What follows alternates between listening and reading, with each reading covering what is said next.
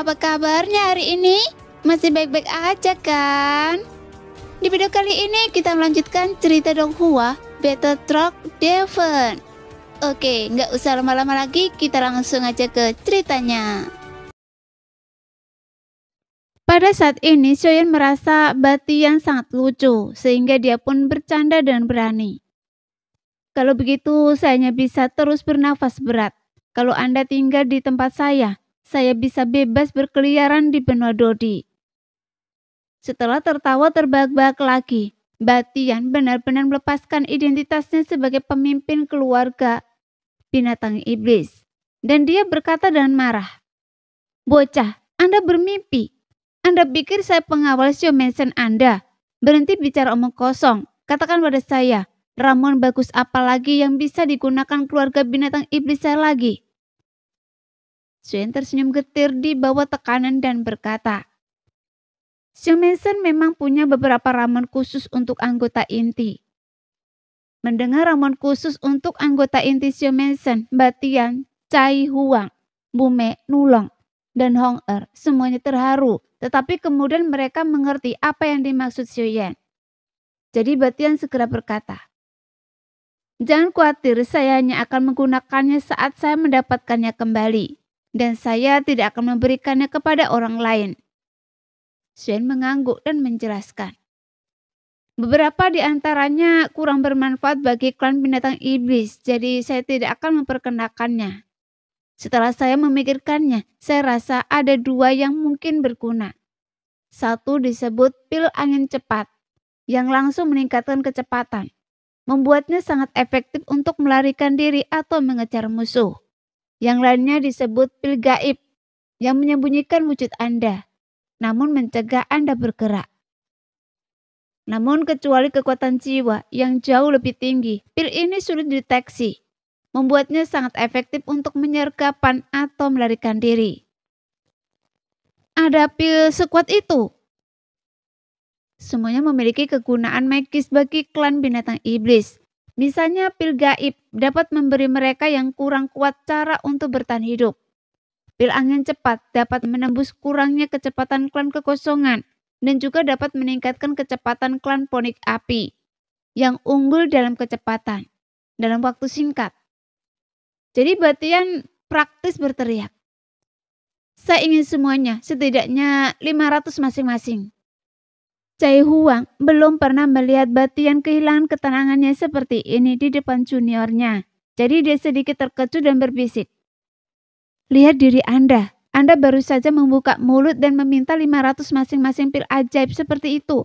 Anda bahkan tidak bertanya apakah ada bahan obat untuk membuatnya, atau apakah bahan obatnya cukup." Xian tersenyum dan berkata, "Jangan khawatir, bahan obatnya tersedia dan itu cukup." Kemudian dia menatap Cai Huang dan berpikir sejenak lalu berkata, "Bibi Huo, ada pil yang saya rasa Anda akan tertarik dan saya ingin memberikan 2 pil itu pada Anda dan Nona Hong Er. Tapi perlu saya jelaskan dulu ini hadiah." "Oh," Cai Huang menjadi tertarik. "Pil apa yang bagus? Cepat beritahu saya." Semua orang menduga Xiaoyan akan memberikan pil peremajaan kepada Cai Huang dan Hong Er, dan mereka semua saling tersenyum. Pil peremajaan itu terlalu kuat untuk wanita. Semua orang tampaknya telah melihat keterkejutan di wajah Cai Huang dan Hong Er.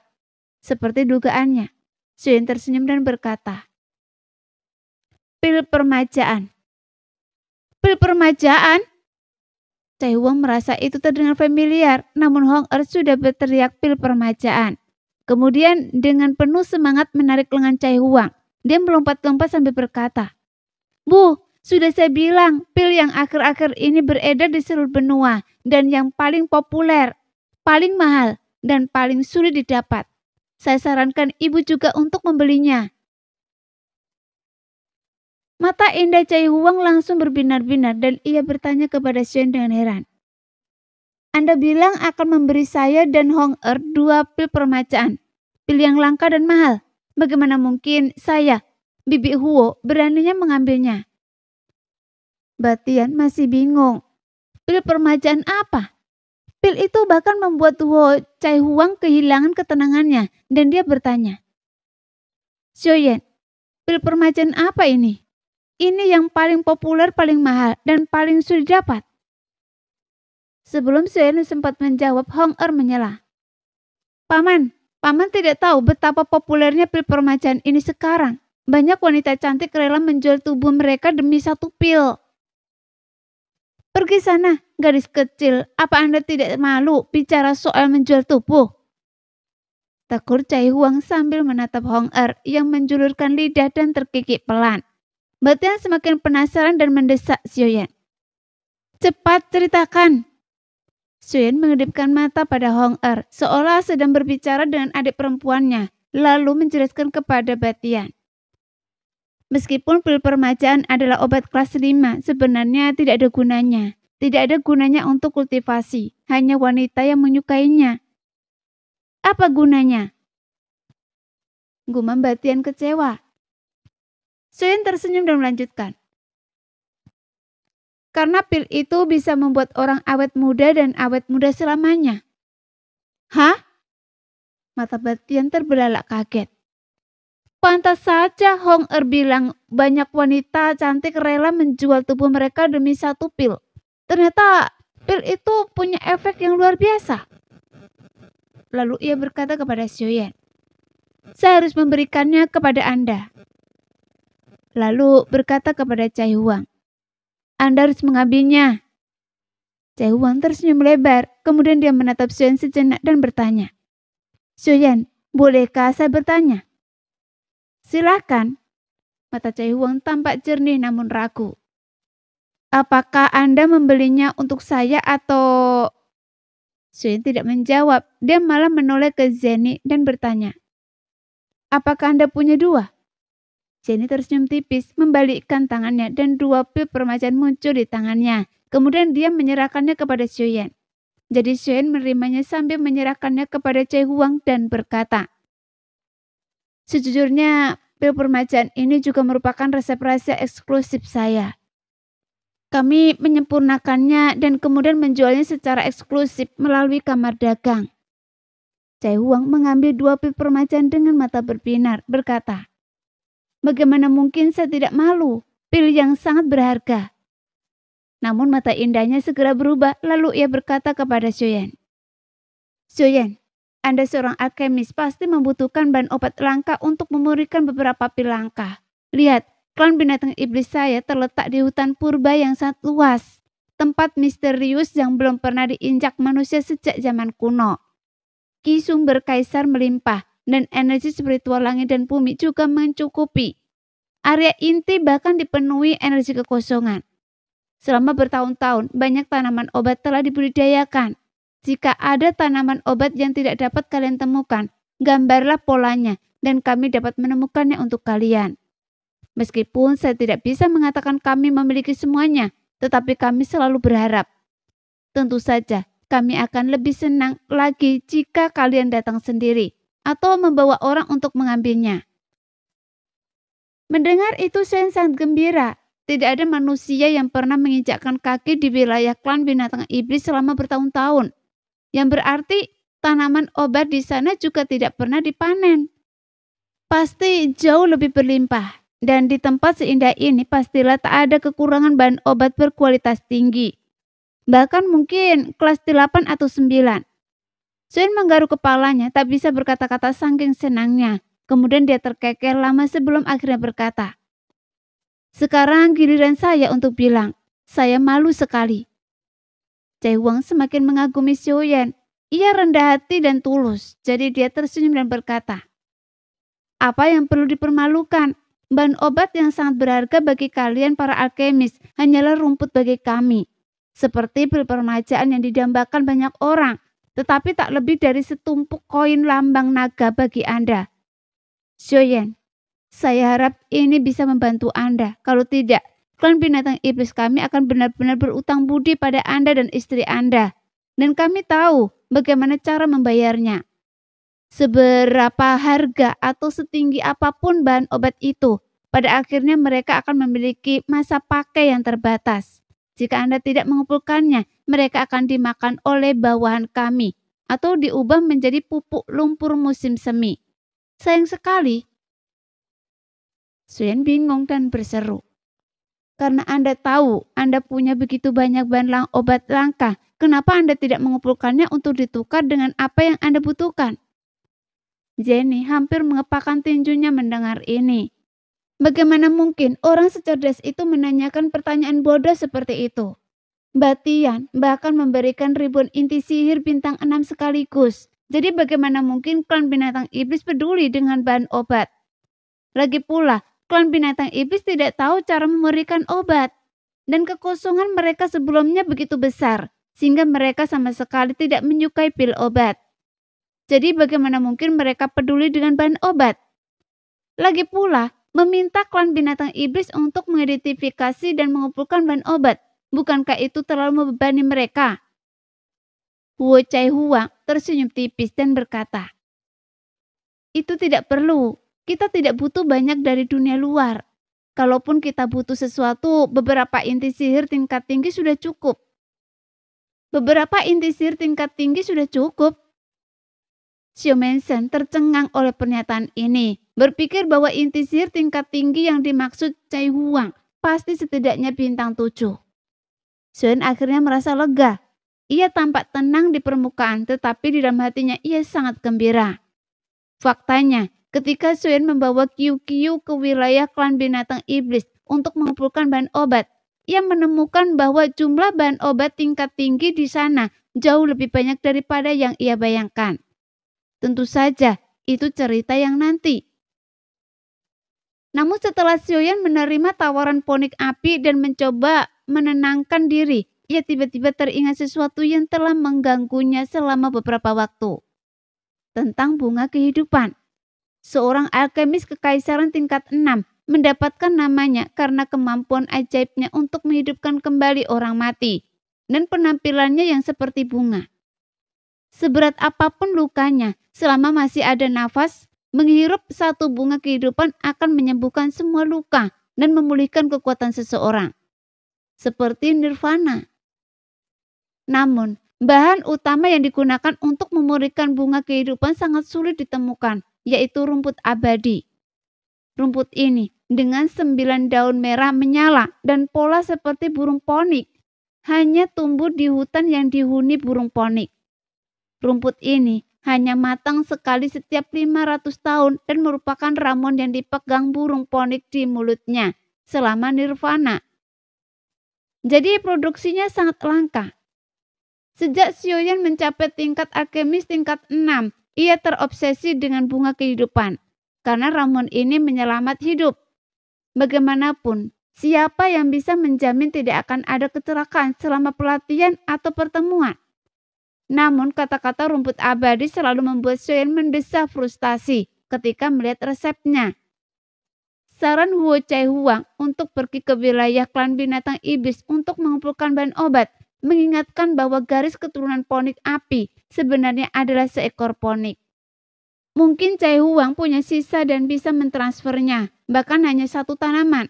Jadi Xiaoyan dengan gugup dan bijaksana mengungkapkan kebutuhannya akan rumput abadi kepada Huo Cai Huang. Rumput abadi? Cai Huang tertegun sejenak, merutkan kening pada Xiaoyan.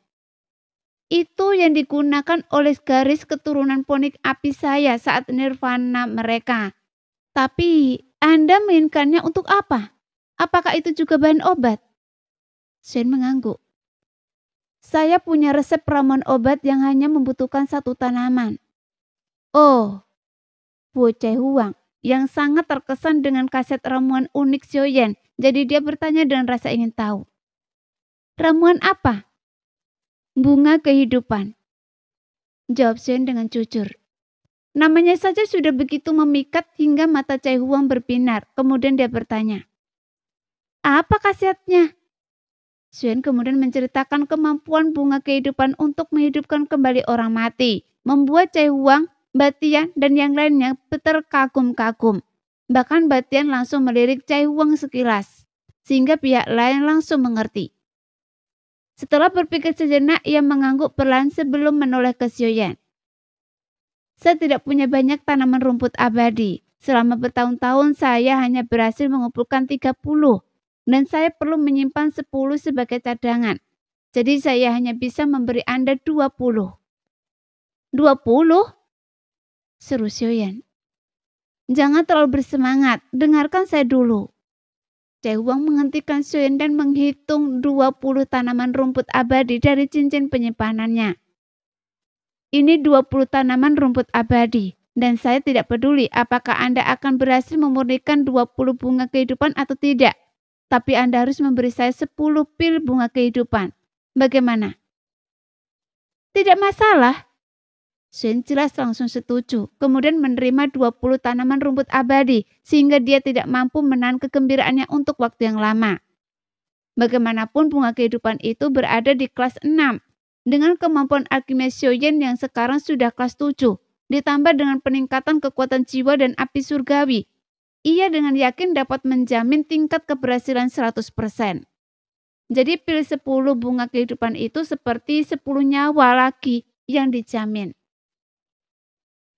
Bagaimana mungkin dia tidak bersemangat? Saat kedua belah pihak gembira dan percakapan mengalir dengan riang. Dia berbicara tentang bagaimana pil permajaan masih menjadi komoditas yang diminati. Dan dia bilang sepertinya keluarga binatang iblis harus meningkatkan jangkauannya. Cai Huang kemudian menyarankan untuk menjadikan Xiao Mansion sebagai markas mereka. Sehingga percakapan itu hidup dan harmonis. Namun Nan Erming dan Hong Er menderita. Pertemuan mereka yang dipicu oleh Liontin Giok telah meninggalkan bekas yang tak terhapuskan di hati masing-masing. Namun juga menyiksa mereka dengan rasa rindu. Mereka mengira itu hanya pertemuan kebetulan di lautan manusia yang luas. Ditakdirkan untuk menjadi perlintasan singkat melalui hubungan emosional yang samar. Tanpa diduga, mereka bertemu lagi dengan cara yang tak terduga, sehingga emosi mereka yang terpendam tak terbendung. Mata mereka bertukar, membaca pikiran satu sama lain dan merasakan cinta yang mendalam satu sama lain.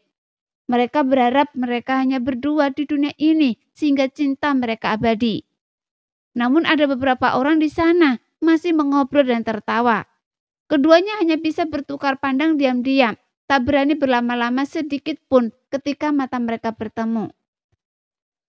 Apakah ini perselingkuhan? Mungkin, tetapi jika memang demikian, itu tidak menyenangkan. Lebih jauh lagi, Nan Erming merenungkan perbedaan status mereka dan kemungkinan bahwa ini pada akhirnya akan menjadi mimpi yang singkat. Merasakan gelombang kesedihan, ia menggertakkan giginya, ekspresinya sakit, bertentangan dengan suasana ceria.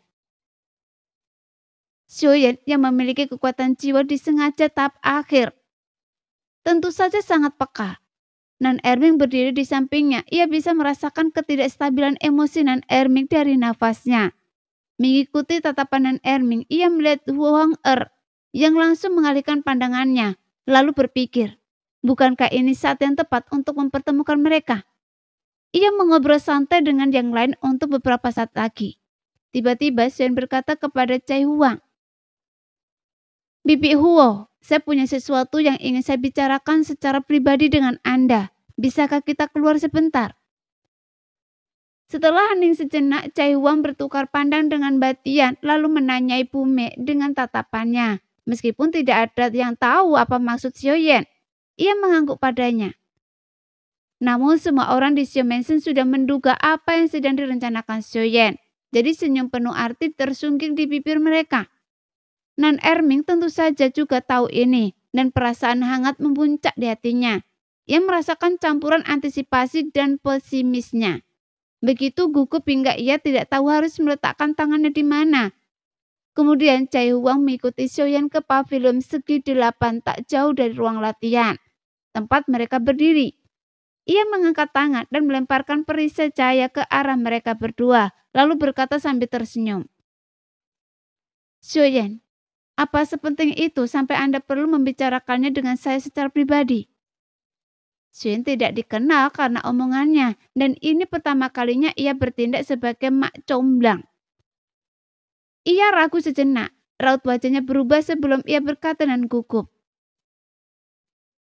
Maaf, saya Bibi Uwo, tapi saya ingin tahu apakah Nona Hong Er bersedia menikah? Huo Che Huang tertegun sejenak, raut wajahnya bingung, tidak yakin apa maksud Xiaoyan dengan pertanyaan ini. Ia tidak percaya Xiaoyan telah mengincar Hong Er. Mungkinkah ia melamar bawahannya yang luar biasa tampan? Melihat Che Huang tetap diam, Xiaoyan semakin bingung bagaimana memulainya. Seolah-olah dia tidak melamar atas nama Nan Erming, melainkan atas namanya sendiri. Ia berpikir dalam hati bahwa dia tidak cocok untuk dilamar. Andai saja Jenny, setidaknya ia bisa meminta Bu Mei untuk menyampaikan pesan terlebih dahulu. Xiaoyan tak kuasa menahan diri untuk menoleh ke arah ruang latihan. Tanpa diduga, Che Huang mengikuti pandangannya dan melihat Bu Mei memperhatikan mereka dengan rasa ingin tahu melalui jendela. Jadi Che Huang langsung salah paham dan berkata dalam hatinya bahwa Xiaoyan mengatakan itu untuk Bu Mei. Jadi dia terkekeh melihat sikap Xiaoyan yang kurang ajar karena ia telah diminta Bu Mei untuk berbicara atas namanya. Mengapa ia malah mulai bertanya pada Hong Er tentang pernikahan? Setelah ragu sejenak, Che Huang menghela nafas. Xiaoyan, Anda sungguh perhatian. Bu Mei beruntung memiliki saudara seperti Anda. Mengapa Che Huang menyebut Bu Mei? Xiaoyan tercengang saat mendengarnya. Karena apa hubungannya ini dengan Bu Mei? Dalam keadaan linglung, Xiaoyan hanya mendengar Che Huang bertanya perlahan. Saya tidak tahu apa yang Bu Mei ingin Anda katakan atas namanya. Atau apa yang ingin Anda katakan atas namanya. Nah, apakah dia tidak bisa mengatakannya sendiri secara langsung? Xiaoyan tertegun. Tidak, saya ingin melamar untuk Nan Erming. Bagaimana mungkin itu melibatkan Bu Mei? Keterkejutan Xiaoyan yang berulang kali menarik perhatian Che Huang dan ia semakin salah paham. Mengira Xiaoyan tidak tahu mengapa Bu Mei tidak ingin dia bicara sendiri. Jadi dengan pasrah, Che Huang menggelengkan kepala dan berkata, Xiaoyan, Anda tidak tahu bahwa garis keturunan kekosongan dan ponik api dari klan binatang iblis telah bekerja sama dan saling bergantung selama bertahun-tahun. Meskipun tidak memiliki hubungan darah, mereka lebih dekat daripada saudara kandung. Di generasi ini, garis keturunan kekosongan hanya memiliki satu anak, yaitu Bu Mei. Saya melihatnya tumbuh dewasa, dan Hong Er selalu mencintainya. Jadi ketika mereka mencapai usia menikah, saya ingin mempertemukan mereka. Dan Batian juga memiliki niat ini. Tapi sayangnya, Che Huang menggelengkan kepalanya pelan. Setiap kali saya menyinggungnya dengan bijaksana, mereka selalu mengabaikan saya atau mencari alasan untuk pergi. Sepertinya hanya ada kasih sayang persaudaraan, bukan cinta romantis. Xiaoyan tidak menyela Che Huang. Awalnya ia ingin menyela, tetapi ketika Che Huang menyebut Bu Mei, jadi dia tak kuasa menahan rasa penasaran. Jadi ia mendengarkan Che Huang terus berbicara. Lebih seperti ia sedang berbicara, lebih seperti desahan penuh penyesalan. Saya sungguh tidak mengerti dua anak yang tumbuh bersama dan menjadi kekasih masa kecil. Mengapa mereka tak bisa bersama? Tak ada cinta antara pria dan wanita. Bukankah pernikahan akan membawa hal itu? Saat ini Che Huang tidak terlihat seperti kepala keluarga binatang iblis yang bergengsi, melainkan hanya seorang ibu biasa yang patah hati karena pengabdian dan keengganan anak-anaknya. Xiaoyan mendengarkan dengan tenang memperhatikan Che Huang. Menyadari desahannya telah membuat Xiaoyan terlantar. Che Huang tersenyum meminta maaf dan bertanya, tanpa Anda katakan pun saya sudah menebaknya. Pasti Bu Mei merasa penolakan langsung akan menyakiti saya. Jadi karena malu, dia meminta Anda untuk menolak dengan sopan. Benarkah? Xiaoyan tidak tahu harus berkata apa. Che Huang telah menemukan menantu untuk Hong Er, dan menantu ini adalah Bu Mei. Dalam hal koneksi status dan kekuatan, ia bukanlah tandingan Nan Erming. Untungnya, Bu Mei tidak memiliki perasaan apapun terhadap Hong Er. Tapi siapa yang bisa memastikan hubungan antara pria dan wanita? Dulu memang tidak ada cinta, tapi bukan berarti tidak akan ada perasaan rahasia. Baik sekarang maupun di masa depan. Jadi haruskah dia menyebutkan Nan Erming lagi kepada Cai Huang? Memikirkan hal ini, Xiaoyan merasa dilema. Melihat keraguan Xiaoyan, Cai Huang menghibur dan menyemangati Xiaoyan. Tidak apa-apa, katakan saja apapun yang ingin Anda katakan dan saya sudah siap secara mental. Cai Huang memang sudah putus asa untuk mempertemukan Bu Mei dan Hong Er. Jadi kenapa dia tidak boleh membicarakan Nan Erming? Sekalipun Cai Huang menolak mentah-mentah, itu tidak masalah. Tapi jika dia tidak mengatakannya, dia akan kehilangan kesempatan besar ini. Hong Er dan Nan Erming saling mencintai dan Cai Huang sangat menyayangi Hong Er. Jadi mungkinkah ada harapan untuk Nan Erming? Dengan pemikiran ini, Xiaoyan tidak ragu lagi. Bibi Huo, Anda salah paham. Karena apa yang ingin saya katakan tidak ada hubungannya dengan saudara Bu Mei. Saya tidak tahu tentang saudara Bu Mei dan Nona Hong Er sebelumnya. Dan saya ingin melamar Nona Hong Er atas nama saudara saya, Nan Erming. Oh, Bu Cai Huang cukup terkejut. Xiaoyan yang sekarang merasa tenang tersenyum tipis dan mulai melobi untuk Nan Erming. Bibi Huo, pikirkanlah. Nona Hong Er sedang dalam masalah ketika Nan Erming dan Xiao Zhan menyelamatkannya. Bukankah itu takdir?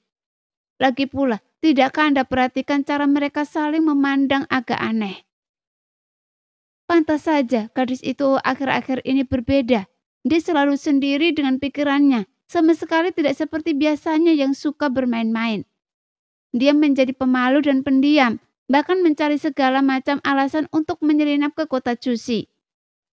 Tadi tatapan yang dia berikan pada Nan Ermi juga lembut. Ternyata ia benar-benar menyukai pemuda tampan bernama Nan Ermi itu. Wu Cai Huang tak kuasa menahan diri untuk tidak menunjukkan rasa kesal. Xuan segera berkata, Bibi Huo, tolong tenang dan dengarkan apa yang ingin saya katakan, oke? Cai Huang menahan amarahnya dan mengangguk dengan hati-hati. Xuan yang tak tahu mengapa tiba-tiba menemukan kefasihan berkata dengan fasih. Bibi Huo, saya tahu klan binatang iblis selalu menghindari interaksi dengan orang luar, apalagi pernikahan campur. Lagi pula, Nan Ermin tidak memiliki latar belakang. Tapi Bibi Huo, ketiadaan latar belakang bukan berarti dia tidak berbakat.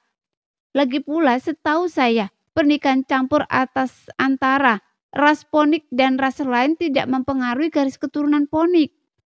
Yang terpenting, mereka saling mencintai. Anda adalah ibu Nona Hong Er dan Anda pasti mendoakannya agar memiliki masa depan yang bahagia dan memuaskan. Jika Anda bersikeras menghentikan mereka dan menjodohkannya dengan seseorang yang tidak ia sukai, apa Anda pikir dia akan bahagia? Jika tidak, apa Anda pikir dia tidak akan membenci Anda di dalam hatinya? Seandainya Jenny ada di sini, ia pasti akan bertepuk tangan untuk Xiaoyan karena pidatonya sungguh brilian. Tak hanya meredakan kekhawatiran Cai Huang, tetapi juga menyentuh hatinya dengan ikatan ibu anak yang membangkitkan cinta keibuannya. Bahkan Jenny pun tak akan bisa mengatakan itu begitu sempurna. Seperti dugaannya, Cai Huang bimbang. Seperti yang dikatakan Xiaoyan, garis keturunan ponik api sangatlah kuat. Selain putra yang lahir dari pernikahan dengan klan kekosongan yang mewarisi garis keturunan kekosongan, dan putri dari pernikahan dengan ponik api. Pernikahan dengan ras lain pun akan mewarisi garis keturunan ponik api. Karena itu, Cai Huang tak khawatir soal suksesi garis keturunan tersebut. Namun sebagai seorang ibu, siapa yang tak ingin putri kesayangannya hidup bahagia dan sejahtera bersama suaminya? Siapa pula yang ingin dibenci putri kesayangannya karena campur tangan dan halangan yang mereka buat? Memikirkan hal ini, Cai Huang merapikan rambut hitam panjangnya dari dahi. Mata indahnya menatap Xuan dengan tenang, kemudian dia menghela nafas berat. Hanya itu, tapi saya perlu menanyakan semuanya langsung, termasuk Bu Mei. Ketika Bu Mei dan Hong Er tiba di dekat Xiaoyan, Cai Huang menatap Bu Mei yang kebingungan. Bahkan Hong Er yang cemas, menyembunyikan kekhawatirannya dengan senyum tipis dan mengedipkan mata pada Xiaoyan, mendorongnya untuk berbicara. Xuan terbatuk 2 kali, menarik perhatian Bu Mei dan Hong Er kemudian. Dengan wajah memerah dia berkata, "Saya baru saja mengobrol seru dengan Bibi Huo, dan saya tak sengaja menyinggung pernikahan Anda. Jadi Bibi Huo sangat mengkhawatirkannya. Saya juga ingin minum-minum di pernikahan Anda nanti, dan saya harap kedua kekasih akhirnya akan menikah. Jadi saya memanggil Anda ke sini atas nama Bibi Huo untuk menanyakan perasaan Anda." Bu Mei yang mendengarkan alisnya berkerut. Suen tampak khawatir tentang pernikahannya dan sepertinya meminta Chai Huang untuk menjelaskan sikapnya terhadap Hong Er. Tetapi ia merasa masalahnya lebih rumit dari itu. Namun karena Xiaoyan telah membicarakan masalah ini secara langsung atas nama Bibi Huo, ia tidak bermaksud menyembunyikannya. Bagaimanapun cepat atau lambat semua itu harus dikatakan agar tidak tersangkut di hatinya dan menjadi simpul. Tapi bagaimana cara mengatakannya? Bu Mei berpikir keras sehingga Hong Er sangat malu. Ia tak pernah menyangka Xiaoyan dan ibunya akan mengungkit masalah ini di hadapannya dan Bu Mei. Jadi dia melirik Bu Mei dan melihat Bu Mei mengerutkan kening. Ekspresinya terus berubah. Takut Bu Mei akan mengatakan bahwa dia menyukainya. Meskipun Xiaoyan percaya diri, ia masih sedikit gugup. Chai Huang juga gelisah, khawatir akan keberuntungannya. Meskipun Nan Erming tampan dan Xiaoyan secara pribadi melamarnya, ia pasti orang luar biasa. Setidaknya bukan orang biasa, tetapi tak mungkin ia bisa dibandingkan dengan Bu Mei. Karena kandidat idealnya tetaplah Bu Mei. Setelah memutuskan apa yang akan dikatakan, Bu Mei menatap Hong Er dengan tatapan meminta maaf dan dengan sungguh-sungguh berkata kepada Chai Huang dan Xiaoyan, "Hong Er akan selalu menjadi adik perempuan saya." Meskipun Chai Huang telah siap secara mental, raut wajahnya berubah muram, dipenuhi kepahitan. Secercah harapan di hatinya sirna sepenuhnya, tapi wajah Hong Er berseri-seri karena gembira. Tetapi setelah melihat ekspresi ibunya, ia segera menundukkan kepala, menahan senyum tipis. Xiaoyan yang diam-diam gembira sengaja bertanya kepada Hong Er, "Hong Er, bagaimana dengan Anda?" Pertanyaan Xiaoyan menyadarkan Chai Huang dari kebingungannya dan ia menatap Hong Er dengan gugup. Seorang ibu paling mengenal putrinya. Bagaimana mungkin ia tidak tahu bahwa Hong Er tidak memiliki perasaan seperti itu terhadap Bu Mei.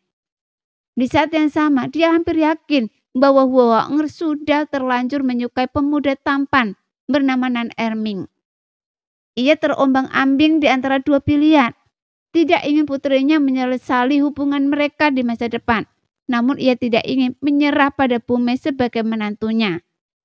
Ia sangat berharap putrinya masih memiliki perasaan terhadap Bu Mei, sehingga ia bisa bekerja sama dengan Bu Mei untuk menciptakan kesempatan bagi Bu Mei dan Hong Er untuk menjalin hubungan. Jadi dia menatap Hong Er dengan penuh harap. Di bawah tatapan Chai Huang dan Xiaoyan dan saat Bu Mei mengepakkan tinjunya, khawatir kebenarannya akan menyakiti Hong Er. Tapi Hong Er mengangkat kepalanya, matanya berkedip-kedip.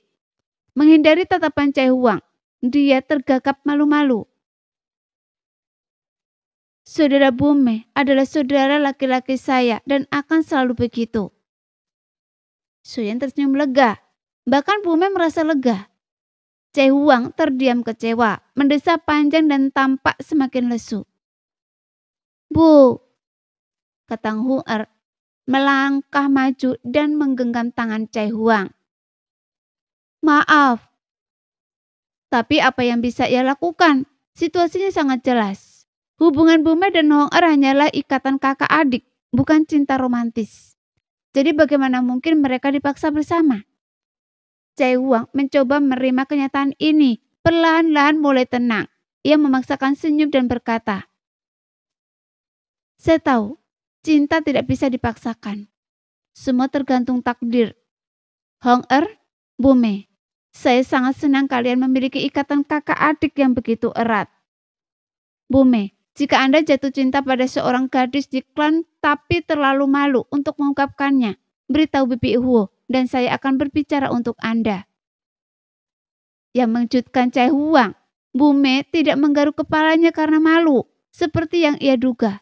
Sebaliknya, wajahnya tiba-tiba memerah. Ia membuka mulut untuk berbicara, tetapi ragu-ragu. Di bawah tatapan terkejutnya, ia segera menundukkan kepalanya. Cai Huang tertegun dan bertanya dengan heran. "Bume, apa Anda jatuh cinta pada seseorang?" "Sudah Bume, jatuh cinta pada seseorang?" Mata Hong Er melebar. "Bibi Huo, saya..." Bume mendongak lalu segera menundukkan kepalanya di bawah tatapan Cai Huang. Tapi itu bukan rasa malu, melainkan sebuah rahasia yang tersembunyi. Cai Huang semakin penasaran. Tuan muda Bume yang melihatnya berkeliaran pastilah jatuh cinta pada seorang gadis dari klan binatang iblis. Namun mengingat status dan kedudukan Tuan muda Bume, mengapa ia begitu enggan meminta seorang gadis dari klan binatang iblis? Jadi Cai Huang tersenyum. "Lihatlah diri Anda.